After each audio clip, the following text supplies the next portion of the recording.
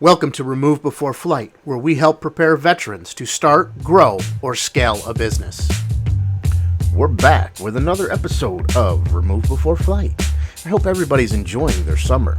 For many of us, we're just starting to get some summer weather. Here in Syracuse, we had a beautiful weekend after what seems like months of rain. Which I'm all happy for, because yesterday I needed to be in a parade and at a festival all day. I had the pleasure of having Change Your POV's very own Benton Tanton be my driver during the parade. My company, Pink Tie Technology Group, was honored as Business of the Year by our local Chamber of Commerce. In doing so, a local car dealership provided us with this nice little SUV that was all decked out in the Syracuse University Orangeman theme. It was a really great time and an opportunity for us to get our families together. One of the benefits of us being in the same area. I wish this was true with all of the hosts, but that's part of what makes Change Your POV unique, as we all bring different perspectives from various parts of the United States. I'll post a photo to the show page if you're interested in seeing Benton and I in the vehicle that we used during this parade. You can find that by visiting changeyourpov.com/RBF006. So part of me this morning is like very happy that the festival's over with, because a lot of planning has gone into this. I'm also on the board of directors for this Chamber of Commerce, as well as one other here in the Syracuse area. So it's a lot over the last couple of weeks that have all been crunched in to make this day happen. But, I had to be there all day. The day started early, which I have no issues with. But being out in that sun all day, I definitely felt it. However, no rain made me a very happy person. No way did I want to run around with my camera, have to take pictures all day in the rain. Wait, did you just say you're on the board at two different chambers? Yes, I did. Many people always ask me, where do you find the time? I have a family who we are always doing something. I host this great podcast. I sit on the two different boards. I mentor through several organizations, including Veterati. I go to school full time. Many of you didn't know that. Yes, I still take classes. I do most of it all online. I teach classes on entrepreneurship and marketing, both locally and online. I volunteer for several community organizations and events. I make documentary films, take photographs, and I run a business. It is all where you set your priorities. For some people, they like to do things such as like hiking or running marathons, etc. For me, it's all about giving back and being involved in the community. So it was another great week of episodes on the Change Your POV podcast network. How is everybody liking the new shows that are getting added? There are a couple more in the works that will be releasing soon. If you've not already subscribed to the Change Your POV podcast network, head over to iTunes or your favorite podcasting software and subscribe today. This way you ensure you will never miss an episode. While visiting iTunes, be sure to give Change Your POV a thumbs up. And when possible, rate the episodes you love. For this week's episode of Remove Before Flight, we had the pleasure of talking with James Truesdell, a fellow veteran and entrepreneur. James owns and operates Double Barrel Veteran Apparel, where he provides high-quality clothing for the rugged and resilient veteran. James served not only as an enlisted soldier, but also as a commissioned officer for the United States Army. I've had the pleasure of knowing James now for a while, as we first met just before he started his business at a Boots to Business class offered by the IVMF. It's been a pleasure watching him grow this company out of nothing. You can learn more about his business and view some of the great articles of clothing by visiting dbva.us. After our interview with James, join us for part 3 in our SEO series and see how it can help you grow your business. Let's get started by welcoming James to our show and ask him to give us his 30,000-foot overview in his own words. First, hello. My name is James Truesdell. I own Double Barrel Veteran Apparel at dbva.us. I was a 13-year veteran of the Navy and Army. I was a 19 Delta initially, scout, and then also an armor officer. I mostly worked in the RISTA squadrons. I started this company last year in the spring, mostly because I saw the opportunity for veterans to be able to say something about themselves. And I noticed multiple other companies doing it. I figured, well, why not give it a shot? Live the American dream, and instead of working for everybody, why not try to work for myself and invest in myself? So I also wanted to appeal towards the militiamen, because everybody at heart, I believe, as a patriot, is a militiaman. That's where we started, after all, the Revolutionary War. And so I thought, well, Double Barrel Veteran Apparel sounded pretty cool, had a good ring to it, and started from there. And so I just went, listened to guys like Gary and all these other people, and I said, just dive into it. Jump into it and get your feet wet and see what happens. And so far I've had a great year. I love the challenge. I love the opportunity to win. I work with units here on post at Fort Drum in New York, and it's been a great privilege just to reconnect with the guys and seize the moment. Absolutely. I love listening to Gary Vee. He's always got some kind of insight that you can relate back to how life's going for you. It seems like no matter what he's talking about, it relates to every business out there. Oh, yeah. So can you tell us how serving in the military has impacted your life to make you who you are today? You know, my grandpa, before I came in, he said, son, you got to cut your own trail in life and do what you need to do.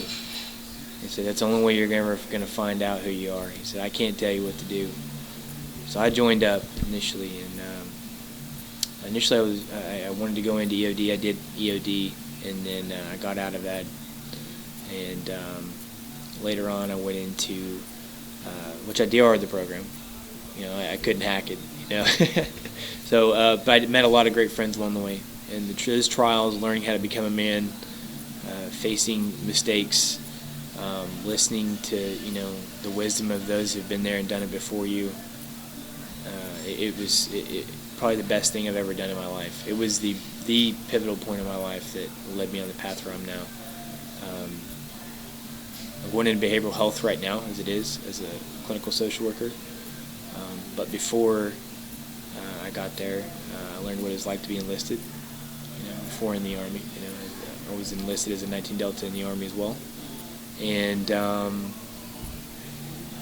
I had a GED. The military gave me a chance to become someone more than I was just by simply joining, and I bit into it. So I got all of my education. I'm still getting educated because of the American people being so gracious to me, and for the rest of my life I'll have medical benefits. So I'm very thankful for that. But it taught me through every trial how to become better, how to become an artist at your craft. Words mean something. Absolutely. Hard work makes the man. It's just everything that my grandfather ever taught me growing up. It was just applicable within the military, and I started thriving on that. And I'll tell you, as an officer later on, the only way I was ever successful is because of the men that I served with. So everybody in my platoon and troops, everything I did, they did it. They did it, and it was amazing to be with them.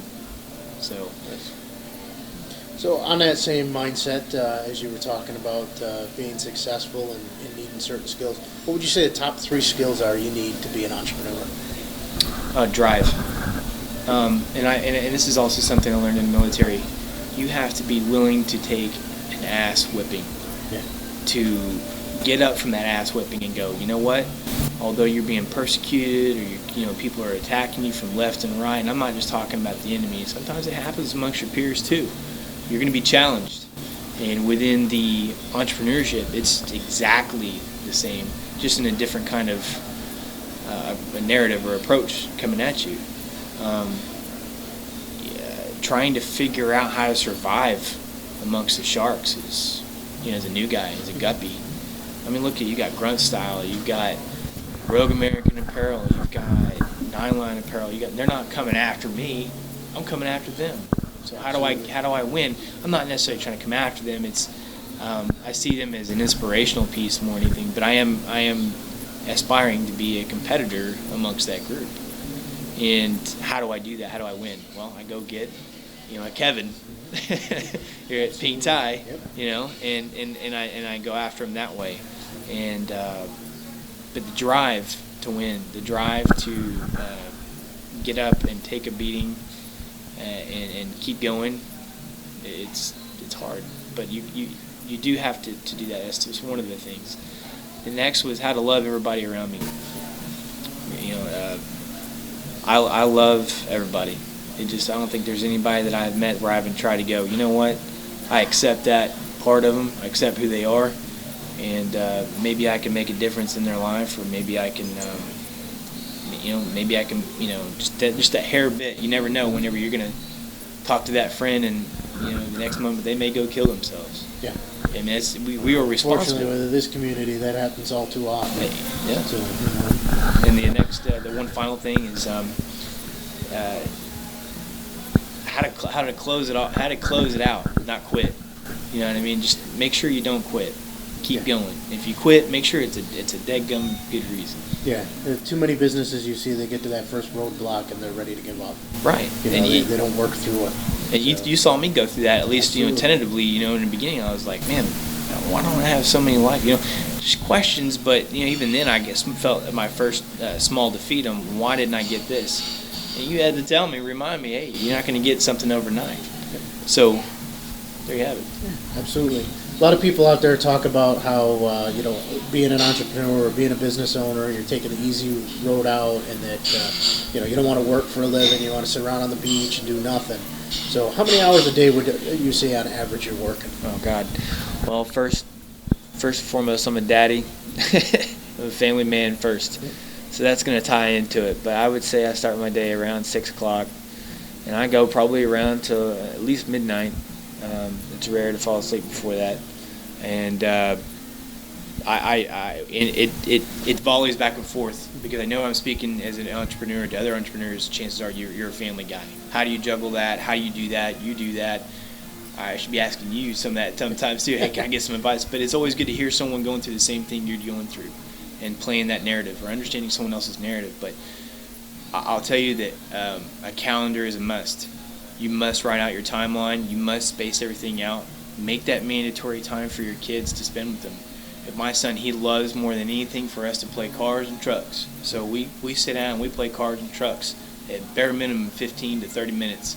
And that's what we do. And my daughter, she'll want the same thing. She'll want nuggle time. She wants to nuggle. So I'll kind of play it by ear every day what I need to do with my kids so that they know that I'm there. But after that, get my weapons ready, go Redcon 1, and we get after it with the business when I can. Absolutely. Because I'm also a full-time student, so it's tough, and a full-time husband. Yeah, that's a lot to juggle. Yeah. Have you seen any effect or impact on your family life by being an entrepreneur? Yeah. Last night I was making shirts till 3:30 in the morning, and I had given my word to a client that I would have them done by this morning, and I got them delivered, and it was 100%. So, be careful. Sometimes when you promise something, you make that deadline, you stick with it. If the customer sees that you don't make your deadlines, that's part of that. That's part of that negative stigma you can create that you don't want your customers to have. So, be cautious of your own nightmares that you can create. Absolutely. What would you say that is your favorite part about being an entrepreneur?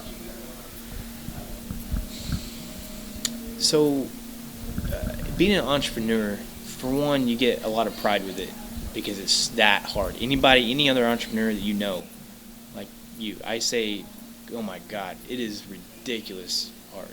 I see you video after video, post after post. I see Kevin working. I don't even work as hard as you do in that scheme of things. You know what I mean? But you're a marketing guy. You know, that's your job. That's what you have to do. And it is incredibly difficult. It's tough. It's very rewarding, though. That's what I like. Gary Vee said, you know, I listened to a podcast, which I'm all about the podcast. And I'm all about enveloping that potential goal. And I know I'm not going to get it overnight. I know it's going to be a couple of years typically before I see any good results on anything. I would say that it's that pride in being able to say later on, looking in hindsight, that I overcame those obstacles. So I can show my son, show my daughters what I did right. You know, that I didn't quit, that I stuck with it, and now they've got a piece of land they can have later on in their life because Dad didn't quit. Absolutely. And to me, an entrepreneur, that's the American dream. That's what before Walmart, you know, when we were kids, and before then, you know, it was American mom and pop shop. We were all entrepreneurs. That's the only way you had. You didn't have a super center to go to. You had somewhere around the corner a neighbor who was selling stuff out of their house or they were making, and that was the entrepreneur. But we've lost kind of sight of that because everybody's a push button pleasure seeking craft. So we get to wear that pride now that we're doing it in the most difficult time in the world to do it amongst all the other sharks. You know, we're surviving, we're swimming, and eventually it's gonna pay off, and it is paying off for me. It feels good being an entrepreneur. I'm an American, and a patriot. It does, you know, even on those nights when you're either up till 3 or you're getting up at 3 and working, you know, it always feels good. It doesn't feel good at the moment when you got to do it, but the end result, you know, you're able to look back on it and smile. I'll be honest with you, when I see it on Facebook in the morning at 04:30, you know what I mean, I'm kind of like, oh God, because I know you're working. Yep. You know what I mean. Yep. But I'm like, I was there with you this morning. You know, when you said you were up till 3, I got up at 3. Yeah. You know, I had a client, and it wasn't due to me. It was due to their own. They changed some things at the last minute, and they needed to go live first thing this morning with some stuff, and I was in contact with them at about 9 o'clock last night, and I looked at the clock and I went, okay, it's going to take me a few hours. Do I stay up now and do it, or do I go to bed, get a couple hours sleep now, and then get up at like 3 in the morning and just pound it out? And I chose to get up at 3 in the morning, and at 7 o'clock in the morning, I'm texting the client going, you're set. Yeah. You're good to go live. Yeah. You know, so they were happy because it was done. Yeah. So before they walked in the office, everything was ready to go. And you know, that's the other topic that, you know, we're discussing about this, that is our enemy, is something that we can buy, is that's time. Like, you know, Gary, again, I'll refer to him because he is an artist at his craft. That timepiece, you know, we've got to make time for something. We've got to help people get their time back, you know, and maximizing that ability. That is my biggest enemy, is time. Amongst all the other obstacles or the things that I've got to do and tasks during the day, it is crucial to plan it out. That's what we talked about earlier, is our calendar together. What are we going to do? When are we going to do this? How are we going to do that? You must, as an entrepreneur, do that. You have to do it, or you will not float. Absolutely. You will not swim. You will be chum in the water, shark bait, and you're gone. Absolutely. So I wouldn't know what to do without my calendar. No. You know, that's what keeps me on the same page, so I'm able to not have conflicts, or as many conflicts as if I didn't have it. I won't say have any, because every now and then you forget to put something on the calendar and it Got to comes be back. flexible too. Yeah, absolutely. So, well, I appreciate you giving us some time today and being on the show. I know you brought a lot of value in here, especially being a relatively new entrepreneur. You're telling those that, you know, who were in your shoes a year ago that it is possible. You know, here Absolutely. you sit a year later and you've grown so much over that year. So, before we wrap up, though, I do want to ask you one question, and I ask this of all of our guests. If you could talk to one person from history at any point, who would it be and why? Well, that's a big question. I would say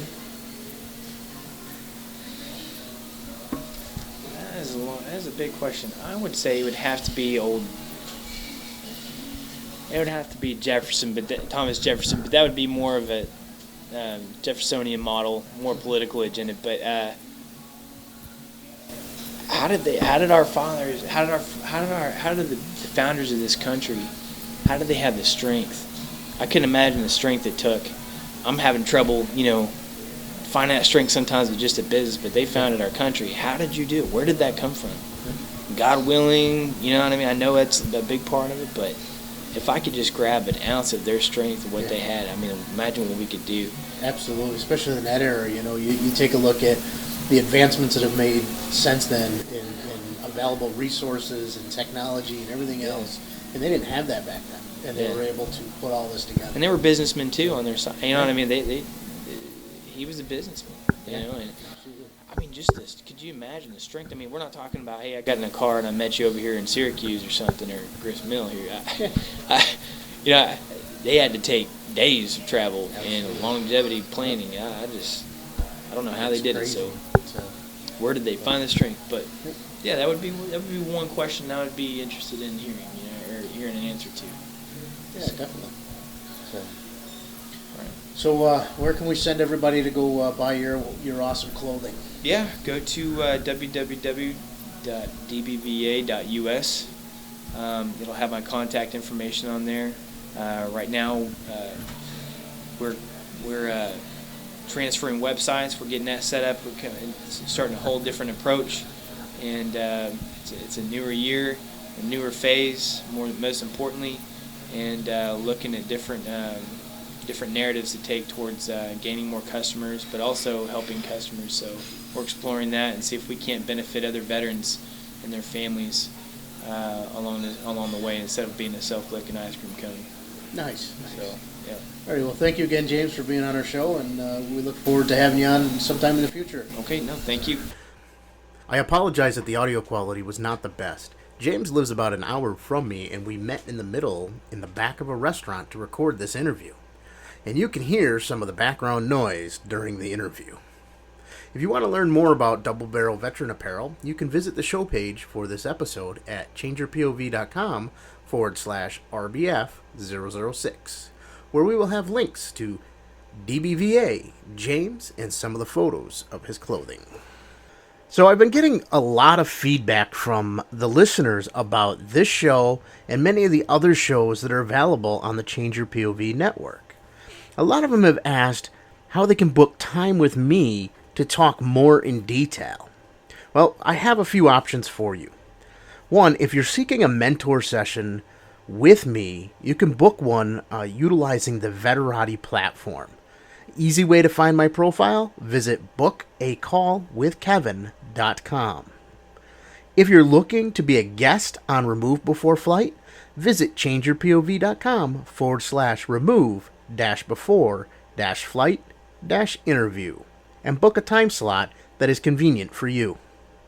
If you're looking to hire me to build a website or launch your marketing campaign, no problem. Visit pinktietech.com/discovery-session. Before we get started with the marketing segment of our show, and part 3 of our SEO series, I want to take a moment and talk to you about an exciting opportunity for you to promote your business. The Change Your POV podcast network has been growing and expanding. This does not come without added expenses. Currently, our operational costs are covered by sponsors and our hosts. How would you like to hear your business advertised to over 7,000 people every month? That's right, last month we saw 7,000 unique downloads of our episodes. Now, this doesn't track other sources such as when people watch it on Facebook or LinkedIn or other social media channels. This is people directly subscribing from iTunes, Stitcher, other sources, listening to it on our website, etc. Put your business in front of our audience. You could be on any one of the shows or all of the shows. We have some really great packages for you to choose from. Reach out to me, Kevin at pinktietech.com, and we'll discuss the opportunity to put your business on our network. Over the next few weeks, we'll be spending our marketing segment discussing search engine optimization, aka SEO. In this multi-part series, we will teach you what it takes to dominate your competition. Last week, we focused on keywords, goals, and your competition. If you didn't get a chance to listen to that show, please go to changeyourpov.com/RBF005. Now let's begin part 3, where we're going to talk about your website layout, your design, and structure. First and foremost, I need to stress to you how important this segment is in our series on SEO. You need to pay very close attention because it is a critical part of your search engine optimization involving your website, the code, the design, the structure, the way you lay things out will either hurt you or help you. And we're here to provide you the insight so that it helps you. So please, make sure you pay attention to this episode. If you have any questions, reach out to me. I'm here for you. So an easy way to lead you into where we're heading with this episode today is, let's think about like this. You're going to have a dinner at your house and you want to invite some friends and maybe, co-workers or whatnot over. What's one of the first things that you do? You run around and you pick up your house. Why? Because you want to make that first impression of people coming over. You want to invite them back again to come a second time or a third time or fourth time, whatever it may be. You're having a backyard barbecue. You want to make sure your landscaping looks good. You mow the lawn, you clean up everything. Again, sprucing it all up so it looks beautiful. It's that presentation. The same thing happens with your website. Having a nasty looking website, that is either sloppy in design or the coding doesn't work, or you've got content that just screams, I'm a spammer. Yes, that happens. There's sites out there, I'm sure you visit them, that you go there and you're like, man, how quick can I get away from this site? You want to have a site that is visually appealing to these people to make them return back to the website. At the same time, you also want to make your website appealing to the search engines to tell people they need to go to your website. So we're going to talk about all of that in this segment here today. So get your pen and paper ready, take some great notes. The best thing about this is you can play it back and listen to it a third, fourth, fifth, or 20th time. So one of the biggest mistakes I see people do when they're building a website is they build it for what they want. They say, hey, I think this color's great. Hey, I think this looks great. And they lose focus on what their visitors want to see. Or they take the opposite approach and they build a website that is all built for getting listed at #1 spot in the search engines. You never want to do either one of these. You don't want to build your site purely for the bots coming out to look and gather data, nor do you want to build it to your likings. You want to build your site for the taste of real humans, and you want to build it to the needs and wants of your targeted audience. If you're not sure who your targeted audience is, don't worry about it. We have a future episode coming up where I'm going to help you define that. Look forward to it in the next couple of weeks when we finish up this SEO series. You'll find another series on building out who your targeted customers are and more knowledge on that. So I hope you'll tune in for that episode as well. But back to what we're talking about here today, a good way to learn about how to build a site that's good foundation for humans and for your targeted audience is take a look at some of the bigger players. So you ask yourself, who are these bigger players? Well, look at sites like Amazon, PayPal, or if you're going into e-commerce, look at some of your shopping sites, Walmart, Target. These companies spend a tremendous amount of money and resources to capture the most traffic and the most conversions. Take advantage of what they're showing you for free. A great resource for finding who some of the top websites are is a site called Alexa, Alexa.com. They have a section on there where they'll show you the top sites per country. You can break it down. So, for instance, if we look at the top 500 websites within the United States, who do you think's at #1? Google, of course, followed by their child company called YouTube. Third in line, Facebook. It's not shocking that those three are at the top of the list. Number 4 is Reddit, which, if you're not familiar with, it's user-generated content, almost like stories that go back and forth. 5th, Amazon. 6th, Wikipedia. So, that shows you something there when those sites are at the top. And, you'll have them for your industry, what you want to go into. There'll be ones in there. You can sort by category, just like you can sort by country. You can look at all around the world. And they rank every website. If you look at number 20th for the U.S., it's Pornhub. Why? Because Americans are addicted to porn.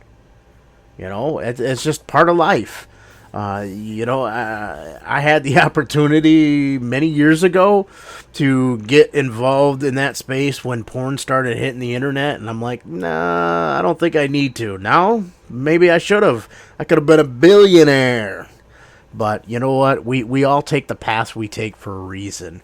But that's not why we're really talking today. We're talking about promoting your business and getting you more traffic and the right type of audience looking at your website so you have an advantage over your competitors.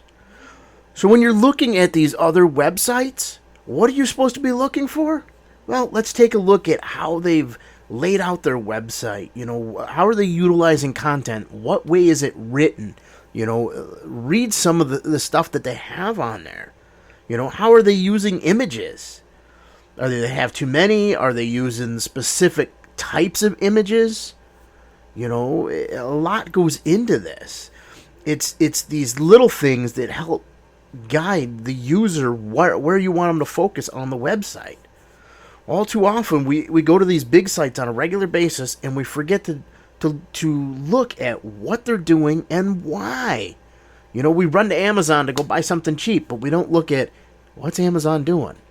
There's certain pieces that Amazon was a trendsetter that a lot of other e-commerce platforms and shopping style sites that took it from that, because they said, hey, wait a minute. Amazon's got it laid out with their categories a certain way. They've got their menu a certain way. They got images prominently placed in specific areas to draw people's attention. They use a specific color palette. Why? Because it catches your eye. It's those types of things that you want to look at. Exactly how is the content laid out. So as you begin to start looking at these little tricks and things that people are doing on their websites, you're going to be surprised at how easy it will be for you to implement these same things or something similar to it on your own website and get similar results. There's no magic behind all of this. It's not some big fancy mojo that they're doing or anything else. It all comes down to a term that gets used called user experience. This is the overall idea of a site layout and design, and sometimes you'll see it referred to on the internet as just the letters U and X. So what you want to do is take and put yourself in the shoes of your audience. What expectations do they have? What motivates them to buy now? What will win their trust with your company? Is your site easy to navigate and understand? So, you see what I'm getting at here? You understand what I'm talking about? I'm sure you've been to a website where you just leave shortly after being there because you can't find what you're looking for. You did a search and they came up in the search results and you went, oh, I think that's what I want. And you go to the page and it's nothing about what you're looking for. And you're off that site quick. You're out of there. Psst, gone. So your goal with your website is to keep your users engaged and staying on your site. Why? Because you want them there. You need them there longer. If people are coming and clicking on your website and they're not finding what they're looking for and they're out of there, it's not just them paying attention. Google's looking at it too. Google's paying attention to your audience and how they interact with your website. They know which pages people are going to and how long people are staying on that page. So when a link is clicked, they turn around and see, hey, somebody clicked and this site's getting popular, and then they turn around and say, but people are only staying 1 second, 2 seconds, 3 seconds, and they're gone. Then they realize that maybe there's something about that site that's not engaging people, and it's not accurate about what it's listed for. So, would you want to see a search engine full of nothing but non-useful websites? Or would you rather have, when you search for a term, the results be very defined and to the point, so you know when you click that number 1, number 2, or number 3 spot, you're going to find what you're looking for. So let's talk a few minutes about your navigation. So the average person within your target audience needs to be able to understand your navigation so they can figure out where they need to go when they visit your website. Keep in mind that you are speaking with your audience, not to them. Too often I see small businesses or businesses that are starting up not spend the money they need to put into their website up front. And a lot of them take a route of using some of these free templates or website places out there that allow you to do stuff. Wix, I didn't say their name, that offer you these free website builders that really don't do you justice. They actually hurt you more than they will help you. They limit a lot of the stuff that we're talking about here with SEO, so do yourself the favor and do not go that route. Get yourself a real decent website. They're very affordable in the long run. But with the layout and the navigation, you want to take in mind that you're using stuff that's in terms relevant to your targeted audience, stuff that they're going to understand. You know, if you offer a service, then one of those tabs or one of those menu items very well should be services. You know, typically there's a contact spot up there. There's, an about us, give us a history of the company. Those types of things. You want to make sure that you're using stuff that's going to engage your customers. So with your navigation, that's your menu. That's, the line item where people are going to be looking. You want to have things in there that are the quick, easy points you want somebody to go to. Things that people are going to be looking for when they come there. You don't want to make it hard for them to find what they're looking for. So one other area that we could look at is our URL structure. And URL is a short abbreviated term for Uniform Resource Locator, meaning basically the website address. It's commonly just referred to as URL. I'm not going to get into explaining everything to you about that. If you want more research, you can go do it yourself. But so you think about, you use pinktietech.com. Say that was the domain name, or abc.com. We'll use that because it's a little bit shorter. And you have abc.com about abc 123965543.html. That's kind of a long thing where you could use abc.com/about. The other thing that gets done is some people download these content management systems, such as WordPress and others that are out there, and they don't change that URL structure by default. So then they end up with a URL such as like abc.com/?P=25. Nobody wants to remember that. It makes no sense. There's no words in there that tell you what the page is about or anything else. You want to take in consideration the content that's on your page and some of the keywords that you're trying to rank for. And we talked a little bit about that last week's episode, about making sure that you're using those same keywords in that URL inside the address. So if we were to take, say, the iPhone, and we had various models of the iPhone, we could do abc.com/iPhone/4, abc.com/iPhone/5, and have pages specific on both of those models. Then you got kind of a category, and then the actual content behind each one of them. And you see this structure used throughout various websites. When you take Target or Walmart, you look at it, they'll have, a parent category for the item when you're searching. So whether it's clothing, is it men's clothing, women's clothing, and then maybe down a couple subcategories such as, pants or shirt, and then, maybe the manufacturer's name or a part number. There's all kinds of different methods people use, but they try to keep those keywords that they're looking to rank for within that structure.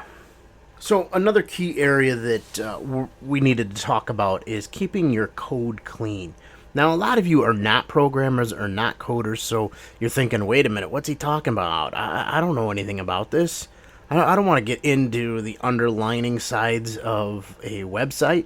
If you really want to drive yourself batty, right-click on one of the pages you're visiting and say View Source. And that's what you'll see what I look at all day long, the actual code that makes up that site. So a lot of people will utilize, like WordPress or these other platforms that have a nice little editor that they can paste stuff into. So they may take stuff out of a document that they wrote in, Google Docs or Microsoft Word or whatever they're using as a word processor, and they just copy and paste. And they don't realize in doing that, you're sometimes copying formatting and other underlining code that just gets transferred over, and some of it gets visible to the eye when it's displayed on the website. So from Microsoft Word, there's sometimes some characters that don't translate properly. They don't get tagged as the right language and font and all that type of stuff. So when they're pasted into one of these editors, they look visually to you fine in the editor because the editor knows how to transcode it. But then when it's turned around and put on the website, they didn't put in the additional code that says what that is and how to use it. So I'm sure you've seen it out there. All of a sudden you're reading through like a paragraph of text on a website, and there's just this square box with like a question mark in it.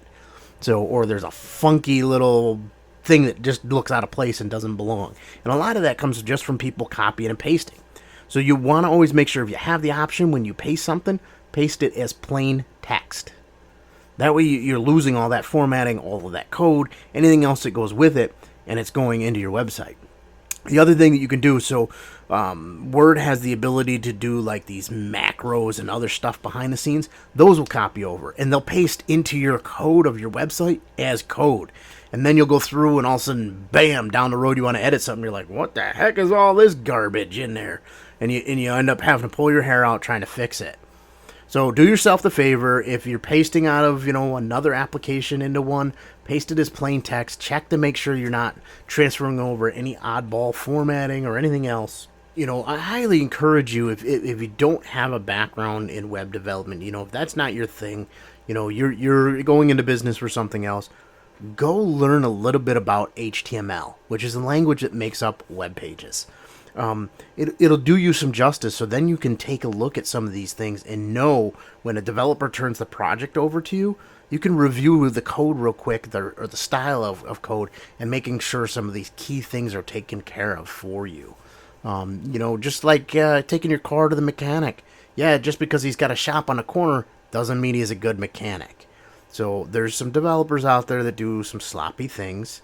And if you choose to take on a project by yourself, and by all means, I'm happy that you want to and you try to and everything else. Just, use some of these bits of advices that I'm giving to help guide you down the right path.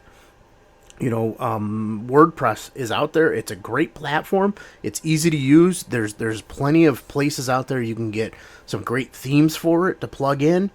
And somebody with very little knowledge can build their own website and have a very decent website.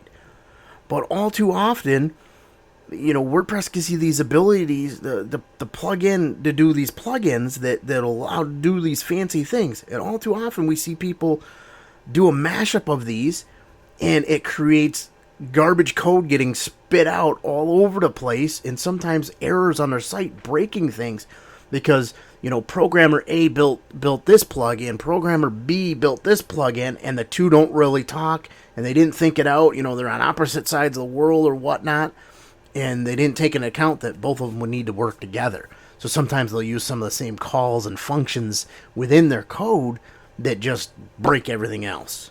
Or we often see people remove a plugin and they forget to go back and edit the pages that they use pieces of that plugin. So then when you go to that page, you get this little funky thing in there, with inside brackets calling something. And we're guilty of it ourselves at Change Your POV. We have a couple pages out there with some broken things from a plugin getting removed. But, I came on board a few months ago, and we've kicked off this show, and we've been doing a few other things to help with some of the marketing. But Eddie and I have talked about doing a full review of the Change Your POV website, because it's been out there for a while, and there's some things that, he was managing on his own that just need to go and get cleaned up, like anything else. You got to go and clean it. If you owned a restaurant, you're going to have to clean that floor, If it's tile floor, you got to mop it. Might not have to be every day, depending on your business, but for a website, I would say, periodically, once a quarter, you just want to go through and make sure things are clean, tidied up. Make sure you're sending the same message, the message that you want to do with the rest of your branding. There's all kinds of things with your website. You don't want it to get old and stale. You want it to be new, fresh, and engaging to your clients. Wow, the time is getting away from me. We're almost up to 20 minutes just in the marketing segment. So I'm going to go ahead and break us here because we're at a good spot to break. And we're going to split this section into a two-parter on our SEO series. So next week we're going to get into some of the fundamentals and some of the tags that you can put behind the scenes that are a must for any website that you're launching or are trying to rank higher within the search engines. So I hope you've enjoyed today's segment of our SEO series.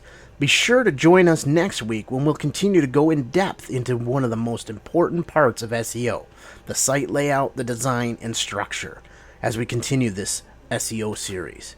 Feel free to reach out to me at any time if you need more information or help with any of the topics discussed today. All right, everybody, it's time to wrap up this show and get out of here. Life is short.